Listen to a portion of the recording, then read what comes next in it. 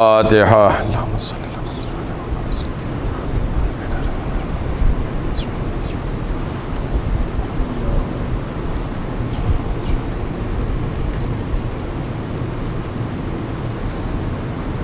اعوذ باللہ من الشیطان اللعین الرجیم. بسم اللہ الرحمن الرحیم. الحمد للہ الذی لا یبلغ مدحتہ القائلون ولا یحصی نعماءہ العادون ولا یؤدی حقہ المجتہدون الذی لا یدرکہ بعد الہمم ولا ینعلہ غوث الفتن الذی لیس لصفتہ حد محدود ولا نعت موجود ولا وقت معدود ولا عجل ممدود فطر الخلائق بقدرتہ ونشر الریاح برحمتہ ووطد بالصخور میدان ارضہ والصلاة والسلام على سید الانبیاء والمرسلین خاتم النبیین سیدا الممجد بشیر المسدد نذیر المؤید المصطفی الامجد المحمود الاحمد ابی القاسم محمد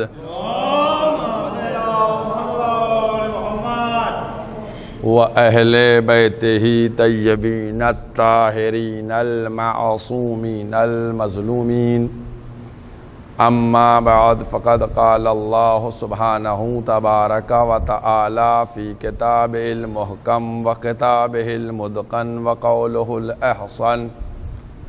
بسم اللہ الرحمن الرحیم. ونريد أن نمن على الذين استضعفوا في الأرض ونجعلهم أئمة ونجعلهم الوارثين ونمكنن لهم في الأرض. قرآن مجید کے یہ الفاظ جو 28واں سورہ قصص آیت کا نشان 5ویں آیت اور 6ٹھی آیت کا ابتدائی فقرہ، جس میں ارشاد الہی ہو رہا ہے. اللہ کہہ رہا ہے کہ ہم نے ارادہ کر لیا ہے کہ جس کو تم زمین پر کمزور بناؤ گے اس کو ہم امام بنائیں گے، اس کو ہم وارث بنائیں گے اور اس کو ہم اختیار دیں گے، پاور دیں گے. یہ پروردگار عالم کا اعلان ہے. اب کوئی اگر کہتا ہے کہ اللہ نے ارادہ کیا تھا، وہ ارادہ پائے تکمیل تک پہنچا یا نہیں پہنچا، وہ ارادہ کس منزل تک گیا، تو یاد رکھیے خالق کا فرمان ہے، کتاب الہی میں موجود ہے. اللہ جس چیز کا ارادہ کرتا ہے وہ اس کا ارادہ ہی وہ عمل میں لے آتا ہے. تو یہ مرحلہ ہے، اس نے ارادہ کیا. ہمارا جو موضوع ہے اور اس موضوع کے تحت یہ سلسلہ گفتگو آگے بڑھ رہی ہے، اور آج یہ سلسلہ گفتگو 5ویں مرحلے میں داخل ہو رہی ہے. موضوع ہمارا ہے ولایت. ولایت، اس کو سمجھنا، اس کے اوپر عمل کرنا، اس کو دوسروں تک پہنچانا، اس کی ترویج کرنا، اس کی اہمیت اور عظمت کو یقینی بنانا، یہ ہر مسلمان کا فریضہ ہے. کیونکہ آج جہاں ولایت آپ کو نہیں ملے گی، وہاں آپ دیکھ لیجئے معاشرے میں خلفشار نظر آئے گا، قوم بٹی ہوئی نظر آئے گی، نام ایک ہوگا، ٹکڑے بہت سے ہوں گے. پیغمبر اسلام نے جن چیزوں کو پہنچایا، جس بات کو پہنچایا، اور ولایتیں 3 ہیں. جب آپ قرآن کریم کا سورہ 5واں سورہ مائدہ میں دیکھیں گے، 55 نمبر آیت کو دیکھیں گے، تو قرآن آواز دے رہا انما ولیکم اللہ. تمہارا ولی کون ہے؟ اللہ ہے. اللہ تمہارا ولی ہے. ایک دوسرا کون ہے؟ رسول ہے تمہارا ولی۔ تیسرا کون تمہارا ولی؟ کہ جو نماز کو قائم کرتا ہے اور رکوع میں زکوٰۃ کو ادا کرتا ہے، یہ ولی۔ تو منصب ولایت کو سمجھنے کی ضرورت ہے۔ اگر ہم اللہ کی ولایت کا اقرار کر لیں تو پھر پیغمبر کی ولایت میں کوئی ہمیں شک نہ ہوگا، اور جب پیغمبر کی ولایت کو یقینی طور کے اوپر مان لیں گے، تسلیم کر لیں گے، تو پھر ولایت علی ابن ابی طالب میں کوئی شبہ ہم کو نہیں ہوگا۔ آج پرابلم یہ ہے کہ جو لوگ ولایت علی ابن ابی طالب کا انکار کرتے ہیں، وہ اس بات کی طرف اشارہ گویا آپ نے بتا رہے ہیں کہ نہ ہم نے رسول کی ولایت کا اقرار کیا، نہ اللہ کی ولایت کا اقرار کیا۔ کیونکہ اسلام کو اگر سمجھنا ہے تو کسی ایسے ویسے سے نہیں سمجھنا ہے، خود پیغمبر اسلام سے سمجھنا ہے کہ جو پیغام کو پہنچانے والے ہیں، جو دین کو بتلانے والے ہیں، جو شریعت کو سمجھانے والے ہیں، جو کتاب کے ایک ایک رموز کو ہمارے سامنے بیان کرنے والے ہیں۔ اب آپ آئیے پیغمبر کی طرف، اور پیغمبر ایک پیغمبر کا فرمان صرف آپ کے سامنے، حدیث آپ کے سامنے بیان کر رہا ہوں، اس آپ کو سمجھ میں آ جائے گا۔ وہ کیا ہے؟ پیغمبر نے فرمایا کہ مسلمان وہ ہے، اب یہ بہت دور تک بات جائے گی، بہت دور تک جائے گی۔ پیغمبر نے کیا فرمایا؟ مسلمان وہ ہے کہ جس کی زبان اور جس کے زبان اور ہاتھ ان دونوں سے کسی کو اذیت نہ ہو۔ سچا مسلمان، صحیح مسلمان کون ہے؟ کہ جس کی زبان سے کسی کو اذیت نہ ہو، جس کے ہاتھ سے کسی کو اذیت نہ ہو۔ آج جو لوگ اسلام کا دعویٰ کرتے ہیں اور اسلام کے رہبر اور اسلام کے علمبردار ہیں، ان کی تقاریر کو دیکھیے کہ آیا ان کی تقاریر سے کسی کو اذیت تو نہیں ہوتی ہے؟ ان کی عمل کو دیکھیے گا کہ ان کے ہاتھوں سے کسی کو اذیت تو نہیں ہوتی ہے؟ آپ دیکھیے، غور کیجئے، جو ہے ہم بالکل سچے۔ آج مسلمانوں کو بڑا شکوہ ہے کہ صاحب اسلام کو لوگ بدنام کر رہے ہیں اور اسلام کی چھوی خراب ہو رہی ہے، اور اسلام کے سلسلے میں یہ غلط غلط باتیں بیان کی جا رہی ہیں، اور اسلام کے سلسلے میں ساری باتیں پروپیگنڈا کر دیں۔ میں کہنا یہ چاہتا ہوں کہ کسی کی مجال نہیں ہے جو اسلام کے سلسلے میں زبان کھول سکے۔ پہلے آپ تو اسلام کو سمجھ لیجئے، آپ اپنے نبی کے فرمان کو مانیے کہ زبان سے نہ کسی کو اذیت ہو، نہ ہاتھ سے کسی کو اذیت ہو۔ جب کسی کو اذیت نہیں ہوگی تو کوئی برا کیوں کہے گا؟ اس کے لیے آپ کے سامنے بالکل واضح مثال، چونکہ آج کل یہ موضوع چل رہا ہے، اپنے کو اسلام کا سب سے بڑا اسکالر کہنے والا، اپنے کو اسلام کا سب سے بڑا علمدار کہنے والا کہ صاحب میں علمبردار ہوں اسلام کا، ہم لوگوں کو اسلام کو پہنچائیں گے۔ کون نام ہے بھائی؟ ایک دفعہ اس کا نام لوں گا، دوبارہ نام نہیں لوں گا، باقی آپ سمجھتے رہیے گا۔ کیا نام ہے؟ ذاکر نائک۔ کیا کہتا ہے؟ اسپیچز اس کی دیکھیے کہ صاحب بالکل اسلام کی صحیح ترجمانی کرنے کے لیے وہ آئے ہیں، لیکن جب ان کی اسپیچ اور تقاریر کو دیکھیے گا تو دوسروں کے جذبات وہ مجروح کر رہے ہیں، اور ان کی ان ہیٹ اسپیچز کے ذریعے سے لوگ گمراہ ہو کر اپنے ہاتھوں سے اذیت دے رہے ہیں، لوگ گمراہ ہو رہے ہیں۔ اور حد تو یہ ہو گئی، بس دو جملے کہوں گا آپ کو، اس سے زیادہ اور نمونہ نہیں ہے، اور وہ بات بالکل آپ کے سامنے کلیئر ہو جائے گی۔ دو جملے۔ وہ جملہ کیا ہے؟ اس نے اسلام کے سلسلے میں بڑی لمبی لمبی بہت بڑے بڑے مجموعوں کے سامنے تقریریں کرنا شروع کی۔ صاحب اسلام کے ترجمان ہیں، اور نام کیا رکھا؟ پیس ٹی وی۔ عمل کیا ہے؟ اس کے اپوزٹ، اور اس طریقے سے عمل کر رہا ہے۔ آج آپ دیکھیے کہ وہ اسلام کو بیان کرتے کرتے، اسلام کو پہنچاتے پہنچاتے اس نے یہاں تک کہہ دیا یزید کے سلسلے میں جملہ. یزید کون ہے؟ یزید وہ گالی ہے کہ جس کو کوئی دشمن بھی پسند نہیں کرتا, کوئی دوسرے مذہب کا بھی نہیں پسند کرتا, اس کو وہ کہتا ہے رضی اللہ. اور کیا آپ نے دیکھیے, ہماری آپ سے کوئی بات ہو جائے گی, اللہ اس موقع کے اوپر ہم لوگوں کو چھوڑ سکتا ہے, ہم کو تھوڑا سا, لیکن اگر ولایت کے بارے میں غلط بیانی کوئی کر لے تو اللہ نہیں چھوڑنے والا ہے, اللہ نہیں بخشنے والا ہے. نتیجہ کیا ہوا کہ آج وہ جو یزید کو اور یزیدیت کو تقویت پہنچا رہا تھا, رضی اللہ کہنے والا, وہ آج ہمارے ملک میں بھگوڑا قرار ہو گیا اور جگہ جگہ پناہ لیتا پھر رہا ہے. یہ حسینیت سے ٹکرانے کا نتیجہ ہے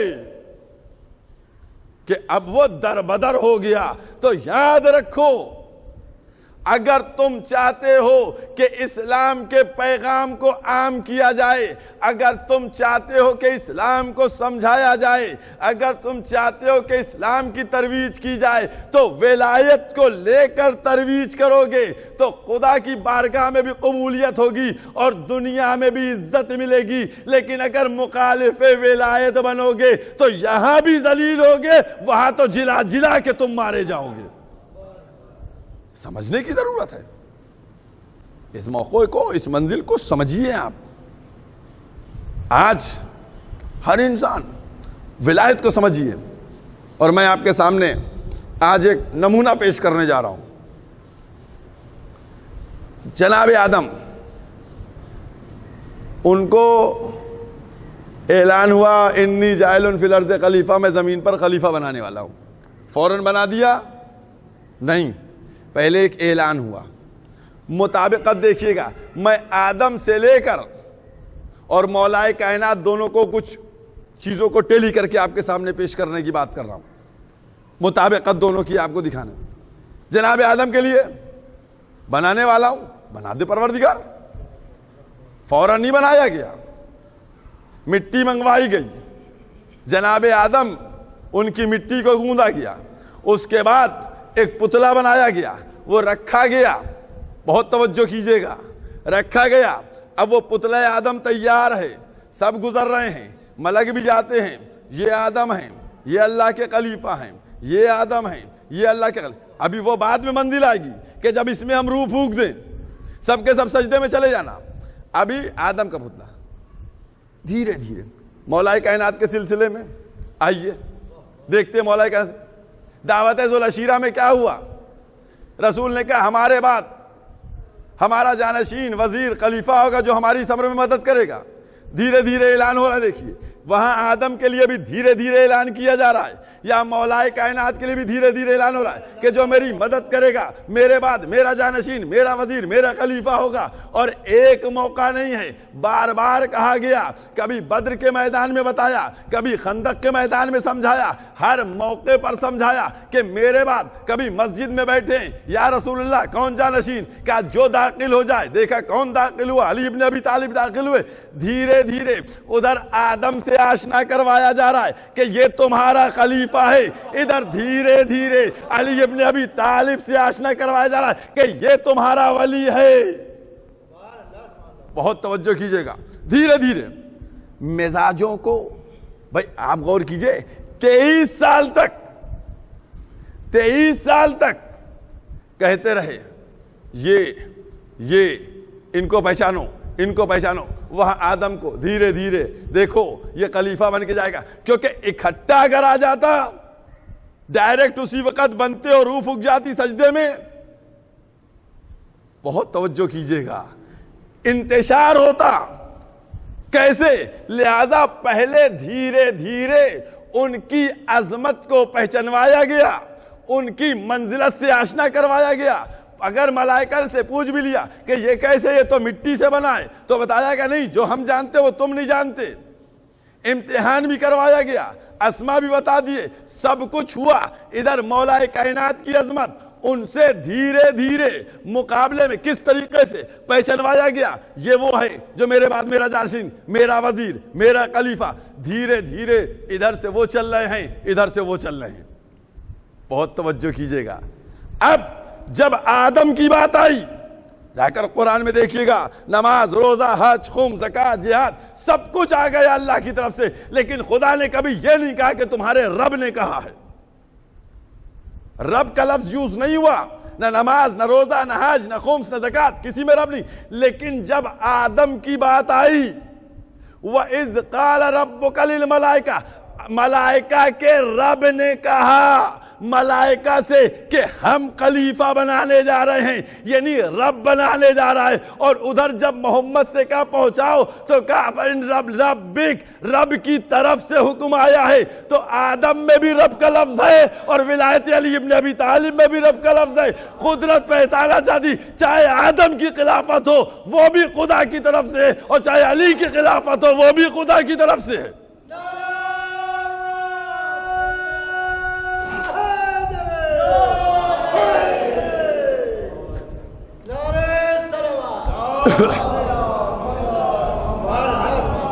دونوں مقام پہ رب کا لفظ استعمال ہوا، ادھر بھی رب ہے ادھر بھی رب ہے۔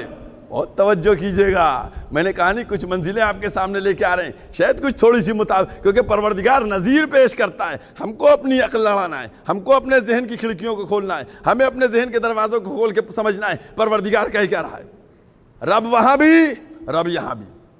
بہت توجہ کیجئے گا، یہاں کیا ہوا؟ یہاں سب اللہ کی بارگاہ میں ہیں، سجدہ کرنے والے ہیں، وہاں سب پیغمبر کے پاس ہیں، نماز، روزہ، حج کرنے والے ہیں۔ بہت توجہ کیجئے گا، میں کیا جملہ لے کے آ رہا ہوں۔ وہاں سب بارگاہ الہی میں ہیں، ملائکہ سب ابلیس سمیت سجدہ کرنے والے ہیں، یہاں سب پیغمبر کے ساتھ ہیں، نماز، روزہ، حج کرنے والے ہیں۔ اللہ کی بارگاہ میں بھی ایک نے اختلاف کیا، رسول کے ساتھ بھی ایک نے اختلاف کیا، دونوں طرف ایک ایک اٹھا۔ پروردگار نے پہچنوایا، پہلے اٹھنے والے کو کیا کہا کہ تو مردود بارگاہ ہے، تجھ پہ قیامت تک لعنت ہے۔ آدم کے موقع پر جو ایک اٹھا تھا اس کو لعنت پڑھوا کے بتایا کہ اب جب محمد کے ساتھ ولایت علی کا اعلان ہوگا اور کوئی اٹھے گا تو عمل تو ہم دکھا دیں گے لیکن بتلا دیں گے منکر ولایت لعنت کا مستحق ہوتا ہے۔ جو ولایت کا منکر ہوتا ہے وہاں بھی ایک تھا، یہاں پر بھی ایک ہے، ایک لاکھ سے زیادہ کا مجمع تھا۔ میں نے کل بھی جیسے کہا تھا 200-400 تو اعتراض کرتے نہیں، کوئی نہیں بولا، ایک مطابقت تھی۔ اب ہم آپ کو بتانے جا رہے ہیں، بہت توجہ کیجئے گا۔ یہ بتائیے، بات آئی ہے تو کہتا چلوں، اللہ بڑا ہے یا علی بڑے؟ اللہ بڑا، علی اس کے بندے، مولا کائنات اس کے بندے، اللہ بڑا۔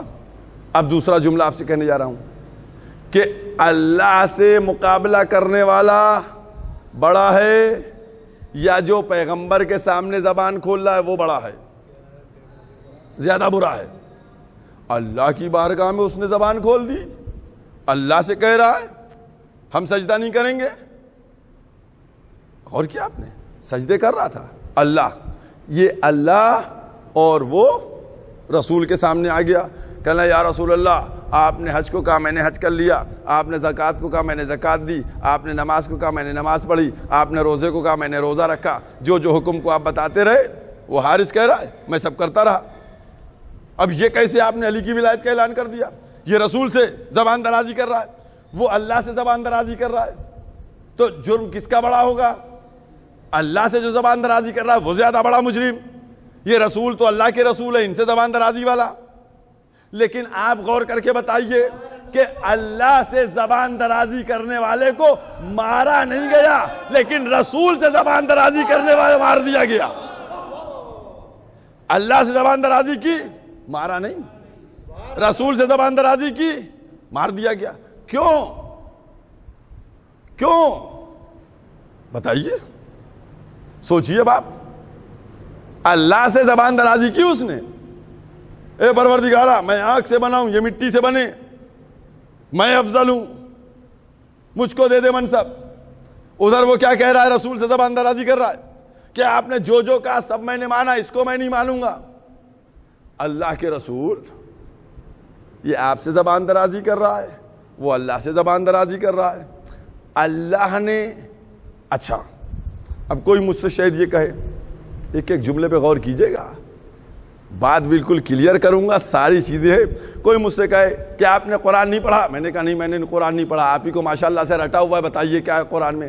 کہلے دیکھیے قرآن میں صاف طور کے اوپر ہے کہ ابلیس نے یہ کہا تھا کہ ہم نے جو تیرے لمبے چوڑے سجدے کیے ہیں اس کی جزا دے. تو پروردگار نے پوچھا کیا چاہیے, تو اس نے, ابلیس نے کہا ہم کو قیامت تک کی مہلت دے دے. تو اس کے لمبے چوڑے سجدوں کی مہلت ملی قیامت تک کی ہے. ٹھیک, بالکل صحیح بات ہے, قرآن میں ہے, ہم مانتے ہیں, سر جھکا کے تسلیم کریں گے. اب میں آتا ہوں ادھر کہ رسول سے زبان درازی کی اس نے ہے. جب رسول سے زبان درازی کی, اس نے جو عبادت کی تھی اس کو تو قیامت تک کی مہلت مل گئی, لیکن اس حارث نے جو عبادت کی تھی, حارث نے جو عبادت کی تھی, اس نے بھی تو نمازیں پڑھی تھیں, پیغمبر کے ساتھ نماز پڑھی, پیغمبر کے ساتھ روزے رکھے, پیغمبر کے ساتھ حج کریا, تو اس کو بھی تو کچھ مہلت ملنا چاہیے تھی. ہونا چاہیے تھا, نہیں ہونا چاہیے, ہونا چاہیے تھا نہیں. ولایت کو سمجھیے. میں اپنے ناظرین سے یہ کہنا چاہتا ہوں کہ ولایت کے منصب کو سمجھیے اور اس کی امپورٹنس کو سمجھیے, اس کی اہمیت کو سمجھیے. بھئی اس نے بھی تو عبادت کی تھی, حارث نے, حاجی تھا, نمازی تھا, روزے دار تھا, پیغمبر کے ساتھ حج کر کے آ رہا تھا, تو اس کو بھی تو کچھ مہلت ملنا چاہیے تھی. ارے اس کو ابلیس کو قیامت تک کی مہلت دی تھی, تو اس کو ایک آدھ ہفتے کی مہلت دے دی جاتی ہے نا. بہت ہوشیاری, ایک ایک موقع سمجھنے کی ضرورت ہے, ایک ایک لمحہ.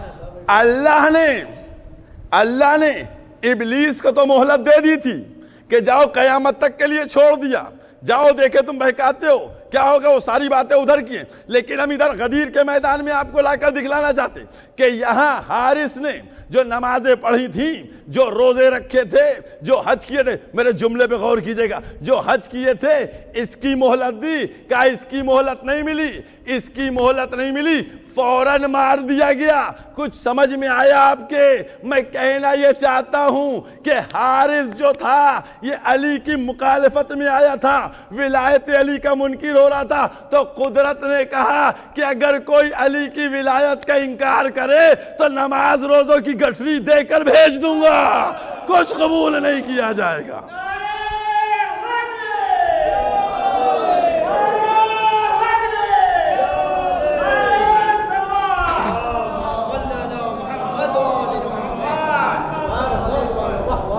ابھی جملہ مکمل نہیں ہوا ہے, ابھی بات مکمل نہیں ہے. نماز, روزہ, حج, خمس, زکوٰۃ, یہ سب کی پوٹلی بناؤں گا اور دے کر منہ پہ مار کے بھیج دوں گا اور فوراً ختم کر دوں گا. کچھ سمجھ میں آیا آپ کے؟ نہیں سمجھ میں آیا. بتلانا چاہتا ہوں کہ قدرت نے یہ قانون بتا دیا کہ یہ 10 ہجری کا قانون نہیں ہے. قیامت تک تم جتنی دل چاہے نمازیں پڑھو, جتنے دل چاہے روزے رکھو, جتنے دل چاہے حج کرو, لیکن اگر ولایت علی نہیں ہوگی تو سب منہ پر مار کے بھیج دیا جائے گا.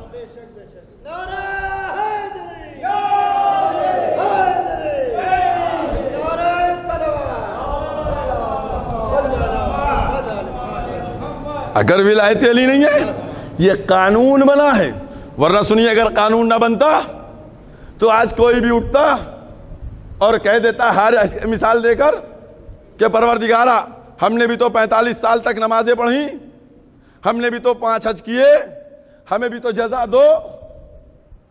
انکار ولایت امیر المومنین کرنے والا شخص لائن میں کھڑا ہو جاتا اور کہتا ہم کو ہمارے حج کی جزا دو، وہ کہتا ہم کو ہمارے روزے کی جزا دو، وہ کہتا ہمارے خمس و زکوٰۃ کی جزا دو، ہر ایک اپنے اس نیک عمل کی جزا لے لیتا، نیک عمل کی جزا لے لیتا، ولایت کا انکار کرنے کے بعد بھی وہ جزا لے جاتا۔ قدرت نے کہا نہیں، ہم قانون بنانے جا رہے ہیں، ولایت علی کا اگر کوئی انکار کر دے تو نماز نہ رہے گی، روزہ نہ ہوگا، نماز ٹکر کی شکل میں بدل جائے گی، روزہ فاقے کی شکل میں بدل جائے گا، اور حج اسمگلنگ میں بدل جائے گا۔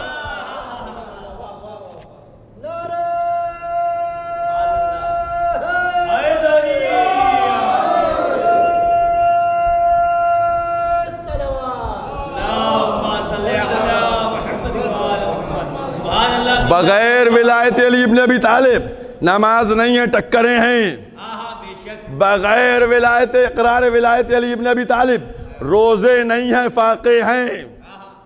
بغیر ولایت امیر المومنین علی ابن ابی طالب تمہارا حج نہیں ہے، اس منگلنگ کے لیے چکر ہیں۔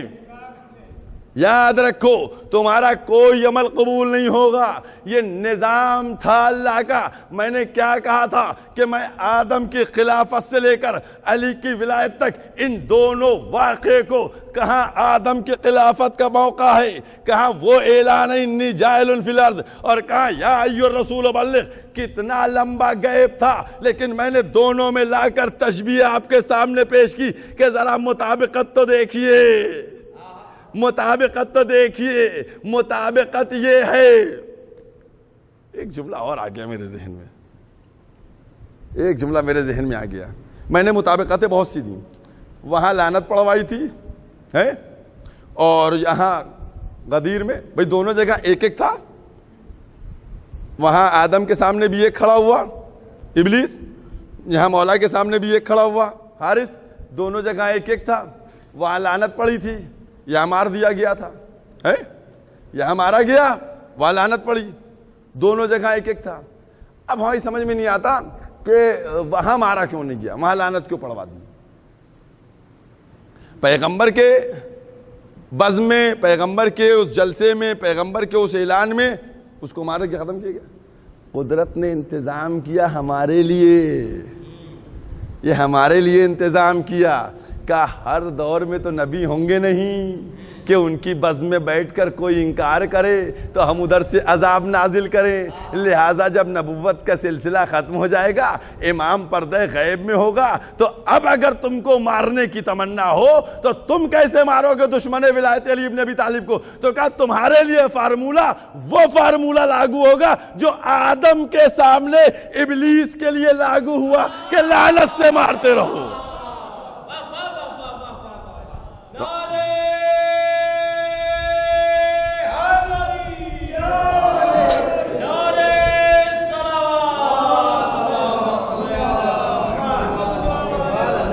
تمہارے لیے وہ فارمولہ لاگو ہوگا، تمہارے لیے جو فارمولہ ہے وہ لاگو ہوگا کہ تم لعنت بھیجتے رہو، مار تم سکتے نہیں، لہذا تمہارے لیے بھی انتظام ہے۔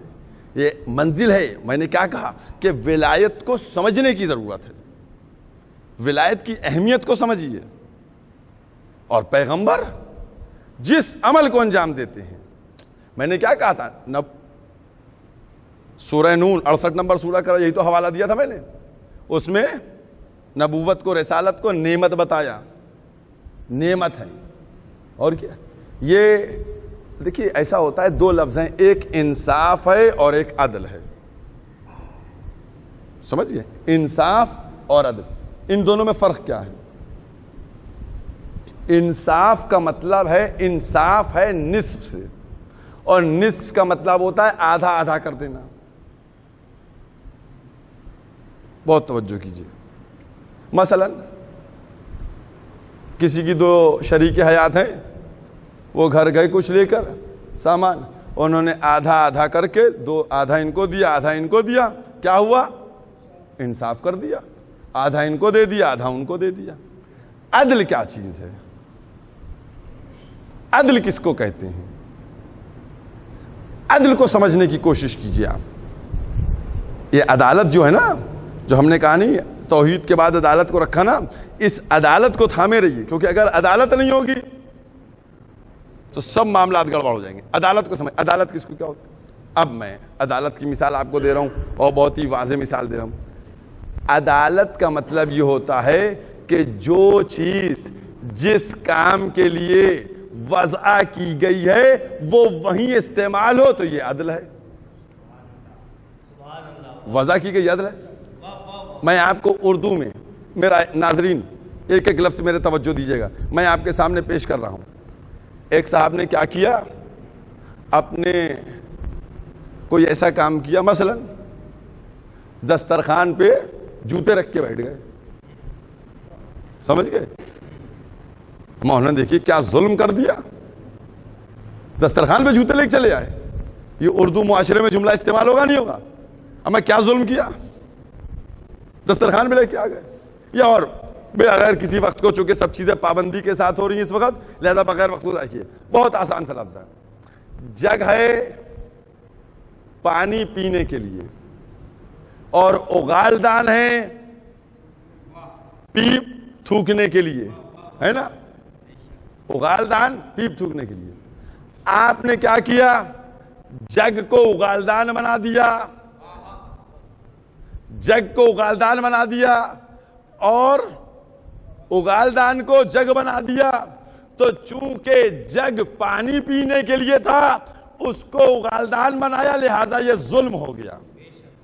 اگالدان چونکہ تھوکنے کی جگہ تھی اس کو جگ بنایا تو یہ ظلم ہو گیا, اور جب جگ کو جگ پانی پینے کے لیے بنایا تو یہ عدل ہو گیا. بات کلیئر ہو گئی؟ جو چیز جس چیز کے لیے وضع کی گئی ہے اس میں استعمال کیا جائے عدل ہے. اب آئیے, عدل کو سمجھ لیا آپ نے, جو کام ہوگا وہ عدالت کے ساتھ ہوئے گا اور اسی منزل کے ساتھ ہوئے گا. اب ایک دن کفایت الطالب میں واقعہ ملتا ہے کہ ایک دن ابو ہریرہ کرتے ہیں کہ ایک دن میں پیغمبر کے پاس گیا, اور پیغمبر کے پاس, بہت توجہ کیجیے گا, دیکھیے بہت دور دور سے کھینچنا پڑتی ہیں چیزیں, جب ولایت کی منزل آتی ہے تو بہت دور سے لانا پڑتی ہیں چیزیں. کہنے ابو ہریرہ کہتے ہیں کہ ہم پیغمبر کے پاس گئے, پیغمبر کے پاس ایک تشت میں کھجوریں رکھی تھی, پیغمبر نے دونوں ہاتھوں سے کھجوریں اٹھا کے مجھ کو دی, میں نے وہ کھجوریں لے لی. آنے کے بعد گنا تو 73 کھجوریں تھیں. اس کے بعد میں علی کے پاس گیا, جب علی کے پاس پہنچا تو وہاں بھی کھجوریں رکھی ہوئی تھیں, علی نے بھی مجھ کو کھجوریں اٹھا کر دی, میں نے ان کھجوروں کو گنا تو 73 تھے.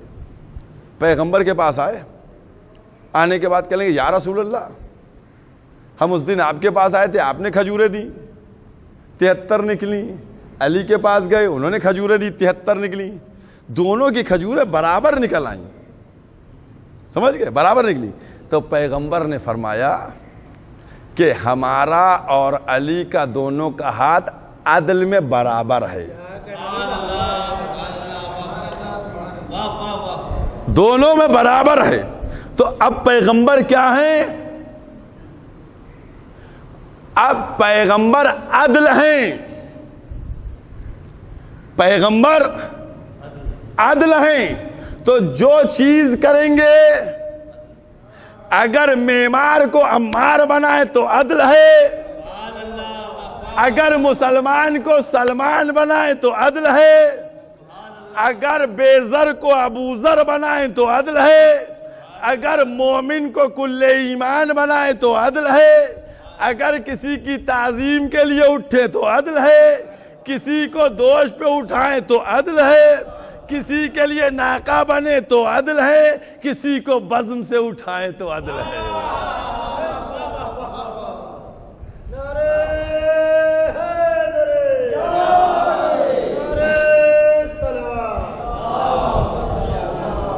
جب پیغمبر عدل ہیں تو اس کا مطلب وہ صاحب وہاں بیٹھ گئے تھے جہاں بیٹھنے کی ان کی جگہ نہ تھی, لہذا عدل نے ان کو اٹھا دیا.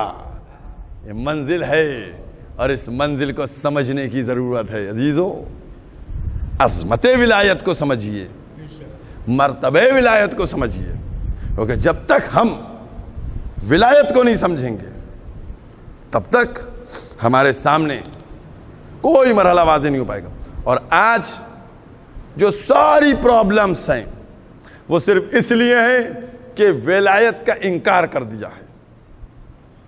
جو ولایت کا انکار کر رہا ہے پرابلم میں ہے, پرابلم میں ہے. آپ غور کیجئے گا. اور آج اگر دشمن جمع ہوا ہے, اکٹھا ہوا ہے, تو وہ دشمن اسی لیے اکٹھا ہو کے آ رہا ہے کیونکہ یہ ولی ہیں, ان کے پاس منصب ہے. میں نے کل جس جملے سے لا کر مصائب کو مرتبط کیا تھا وہی بات کہنے جا رہا ہوں. جو کربلا کا واقعہ نہیں تھا, وہ واقعہ کیا تھا؟ یزید نے کیا کہا تھا؟ یہ بدر کا بدلہ ہے. امام حسین سے دشمنی تھوڑی تھی, یہ ولایت سے دشمنی تھی, یہ ولایت کی مخالفت تھی.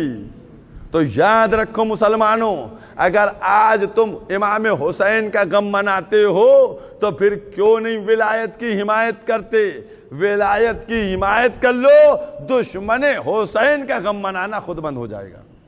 جو دشمن حسین کا غم مناتے صاحب یزید یہ وہ, حالانکہ اگر غور کیا جائے تو امام حسین کے جو دشمن ہیں,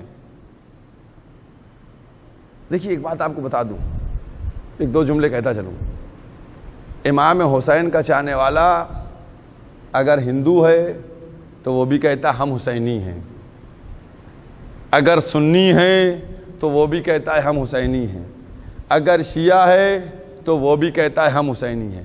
سب سینہ تان کے کہتے ہیں ہم حسینی ہیں, ہم حسینی ہیں. تو میں کہنا یہی چاہتا ہوں کہ جو دشمن حسین ہے, جو یزیدیت ہے, اگر اس کا کوئی سپورٹر ہے اور یہ تم کو اچھا لگتا ہے تو کیوں نہیں سینہ تانتے ہماری طرح, کیوں نہیں مائک پہ آتے ہماری طرح, کیوں نہیں کہتے ہم یزیدی ہیں؟ بھئی کہنا چاہیے تم کو بھی کہ ہم یزیدی ہیں. مناؤ, تم بھی یزید کا غم مناؤ, ہم کو کوئی فکر نہیں ہے. بھئی تم دشمن زہرا کا تو غم منا لیتے ہو, دشمن علی ابن ابی طالب کا تو غم منا لیتے ہو, دشمن امام حسین کا بھی بنا لو, ہمیں کوئی اعتراض نہیں ہوگا. تمہارا خیمہ الگ نظر آئے گا, ہمارا خیمہ الگ نظر آئے گا. لیکن اتنا یاد رکھنا, اس سے کلیئر مثال اور نہیں ہوگی کہ ایک ذاکر نائک نے کہہ دیا تھا اعلان یزید کے سلسلے میں تو در بدر ہو گیا, اور جہاں جہاں بھی بغض حسینیت ہوگا اور بغض ولایت ہوگا وہ سب در بدر ہوں گے, کیونکہ در تو صرف ایک ہی در ہے کہ جس در کے در علی ابن ابی طالب ہے. بس میں نے بات کو ختم کر دیا, کیونکہ 5 محرم ہے اور 5 محرم سے جو مصائب میں تذکرہ ہوتا ہے وہ اولاد مولائے کائنات کا تذکرہ ہوتا ہے. آپ کے ذہن متوجہ ہو گئے ہوں گے. میں نہیں چاہتا کہ بہت تفصیل میں جا کر مصائب میں ربط نہیں, میں چاہتا یہ ہوں کہ جلد سے جلد, کیونکہ 5 محرم اون و محمد کے مصائب ہوتے ہیں. زیادہ جگہ اکثر لوگ 5 محرم کو جناب اون و محمد کے مصائب پڑھتے ہیں. جناب اون و محمد عزاداران ایمان مظلوم, ان کی مظلومیت کا احساس کیجیے گا کہ جب کسی بھی بچے کا لاشا آتا تھا تو اس کی ماں تڑپ کے رونے لگتی تھی, لیکن جب اون و محمد کے لاشے آئے ہیں تو ماں نے کہا میں بچوں پہ کہاں رہوں گی, مجھے تو بھائی پر رونا ہے. ان بچوں کا ماتم نہیں ہو پایا. عزاداران ایمان مظلوم, کربلاؤں کی ماؤں کو میرے لاکھوں سلام. ارے جہاں کربلا میں بچوں نے بہادری کا مظاہرہ کیا، جہاں کربلا میں جوانوں نے مظاہرہ کیا بہادری کا، شجاعت کا، وہاں کربلا کی خواتین کو بھولنا نہیں چاہیے۔ وہ شیر دل خواتین تھی کربلا کی کہ جنہوں نے اپنے چھوٹے چھوٹے بچوں کو آمادہ کیا، ان کی کمر میں تلواریں باندھی، ان کو لباس شہادت پہنا کر میدان کربلا میں بھیجا۔ کربلا کی مائیں، ان کی شجاعت کا کوئی، ہر ماں اپنے بچے کو سینے سے لگا کر بیٹھتی ہے اور کہتی ہے میرے بچے کو میری عمر لگ جائے، میرے بچے کو میری بھی عمر لگ جائے۔ لیکن عزاداران امام مظلوم، یہ ماں ایسی تھی کہ جو اپنے بچوں کو شب عاشور اپنے زانوؤں پہ بٹھائے ہوئے، جب شب عاشور نمودار ہوئی، جناب لیلا علی اکبر کا سر رکھے ہوئے، جناب فروا قاسم کا سر رکھے ہوئے، جناب زینب کے دونوں زانوؤں پہ، ایک زانو پہ اون کا سر ہے، ایک زانو پہ محمد کا سر ہے۔ اے میرے بیٹے اون و محمد، ارے کل اپنے ماں کے شیر کی لاج رکھ لینا۔ اے میرے بیٹے اون و محمد، کل مجھے میرے بابا کے سامنے سرخرو کر دینا۔ اے بیٹے اون و محمد، کل اماں کے سامنے مجھ کو شرمندہ نہ کرنا۔ جزاکم اللہ خیر الجزا۔ ہاں، دونوں بچوں کو لیے ہوئے بی بی بیٹھی ہوئی ہیں اور جوش و شجاعت دلا رہی ہیں۔ کہا دیکھو بچوں، کل سب سے پہلے چلے جانا، ایسا نہ ہو کہ علی اکبر چلے جائیں تم خیمے میں بیٹھے رہو، قاسم چلے جائیں تم لوگ خیمے میں رہو۔ دیکھو ہم کسی بی بی کو پرسہ اس وقت تک نہیں دے پائیں گے جب تک تمہارے کرتے خون میں رگے نہ دیکھیں گے۔ جزاکم اللہ خیر الجزا۔ عزاداران امام مظلوم، یہ وہ مصیبت کی منزل ہے، مصیبت کا مقام ہے۔ دونوں کم سن بچے، دونوں بچوں کو لیے ہوئے ماں اس طریقے سے شجاعت کے قصے کا تم کو بیٹا معلوم ہے تم کون ہو؟ دونوں بچے مخاطب ہوئے، اماں کے چہرے کی طرف رخ کیا، اماں کے چہرے کو دیکھنے لگے۔ کہا کون؟ کہا تم جعفر طیار کے پوتے ہو۔ پھر اس کے بعد مخاطب ہوئی، کہا تم کو معلوم ہے تم کس کے بچے ہو؟ تم کس کے نواسے ہو؟ کہا کس کے نواسے؟ کہا تم شیر خدا علی مرتضیٰ کے نواسے ہو۔ دونوں بچوں کو دادا اور نانا کی شجاعت کے حوالے دے کر اس طریقے سے شجاعت کی ترویج دے رہی، اور اس کے بعد کہتی تم کو دونوں معلوم ہے تم لوگوں کو تمہارے دادا بھی رسول کے لشکر کے علمدار تھے، تمہارے نانا بھی رسول کے لشکر کے علمدار تھے، یہ دونوں بہادر تھے۔ دیکھو اپنے دادا اور نانا کی لاج رکھنا، تم کم سن بچے ہو، کثرت فوج دیکھ کر گھبرانا نہیں۔ اللہ اکبر، کیا انداز ہے کہ کثرت فوج دیکھ کر تم لوگ گھبرانا نہیں۔ بچے جوش شجاعت میں جھومنے لگے۔ ایک دفعہ چہروں کو بلند کیا، ماں کے چہرے کی طرف دیکھا، کہا اماں ایک بات کہنا چاہتے ہیں۔ ہاتھوں کو جوڑا، پوچھا بچوں بتاؤ کیا کہنا چاہتے ہو؟ کہا اماں ہمارے دادا رسول کے لشکر کے علمدار تھے، ہمارے نانا رسول کے لشکر کے علمدار تھے۔ کہا ہاں دونوں علمدار تھے۔ کہا تو پھر حسین کے لشکر کا علم ہم کو ملنا چاہیے، بھی ہمارے دادا نانا کے پاس جب علم تھا تو بھی ہم کو ملنا چاہیے۔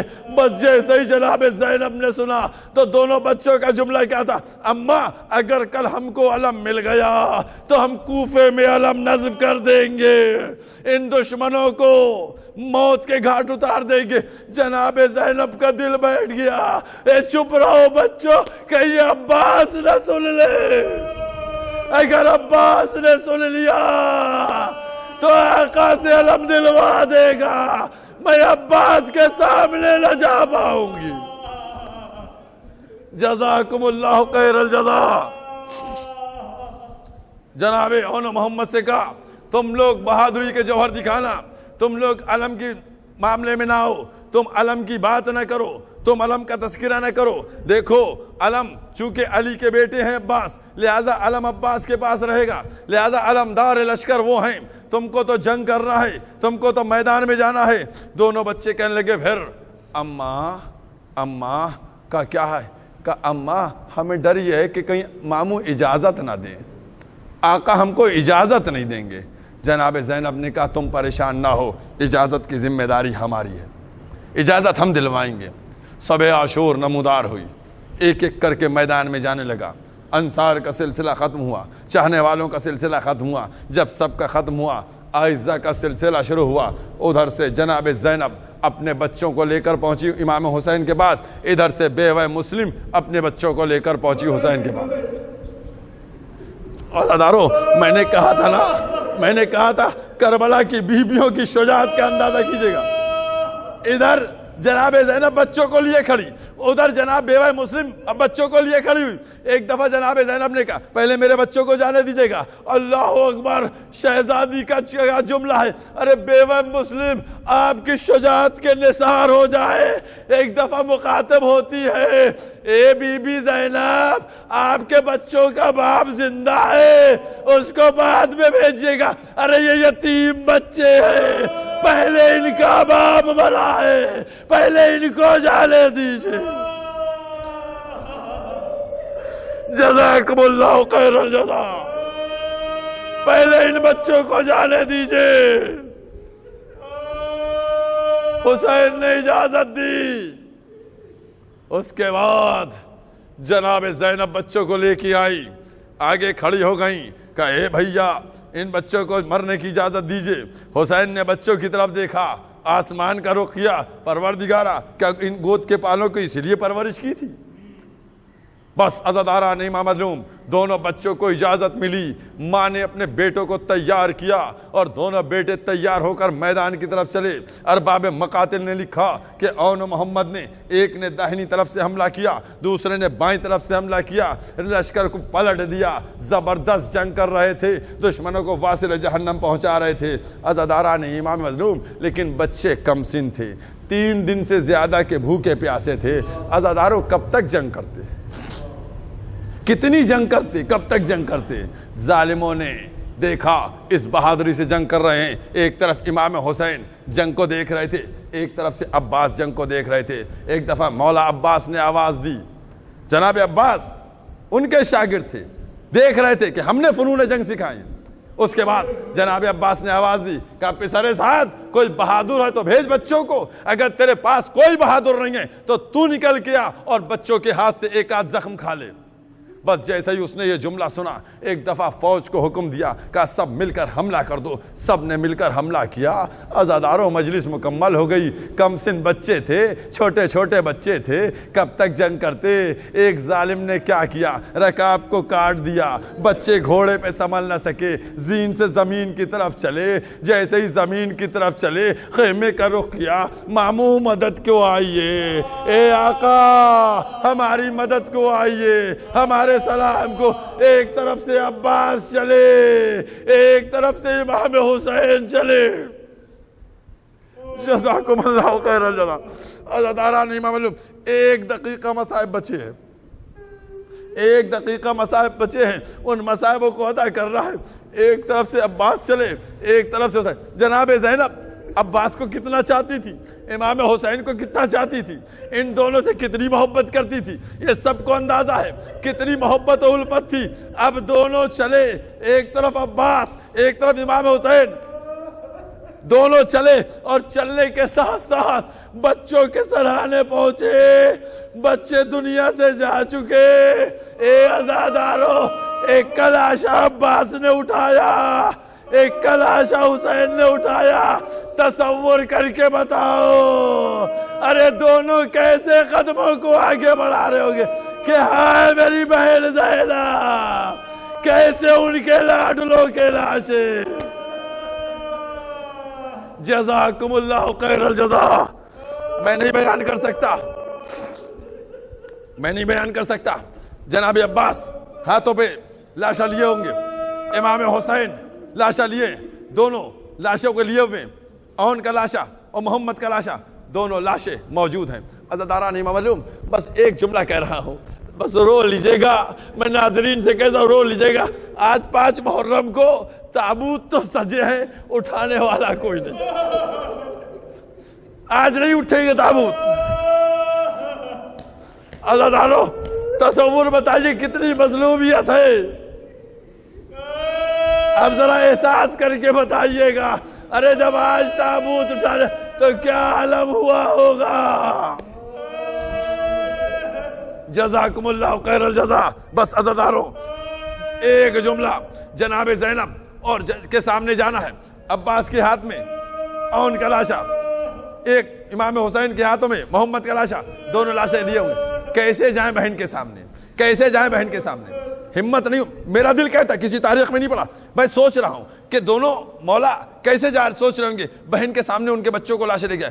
میرا دل کہتا ہے ایک دفعہ آقا حسین اور آقا ابوالفضل عباس نے نجف کا رخ کیا ہوگا، بابا مدد کو آئیے، نجف سے علی کو بلایا ہوگا، بڑی سخت منزل ہے، بہن کے سامنے اس کی امانتیں لے کر جا رہے ہیں، یا علی کہہ کے قدموں کو بڑھایا، اب جو خیمے میں پہنچے لاشوں کو رکھ دیا، زینب نے لاشیں دیکھے، دونوں بچوں کے لاشوں کو الگ کیا، سر کو سجدے میں رکھا، اے اولو محمد تمہاری ماں تمہاری شکر گزار ہے کہ تم نے ماں کو سرخرو کر دیا۔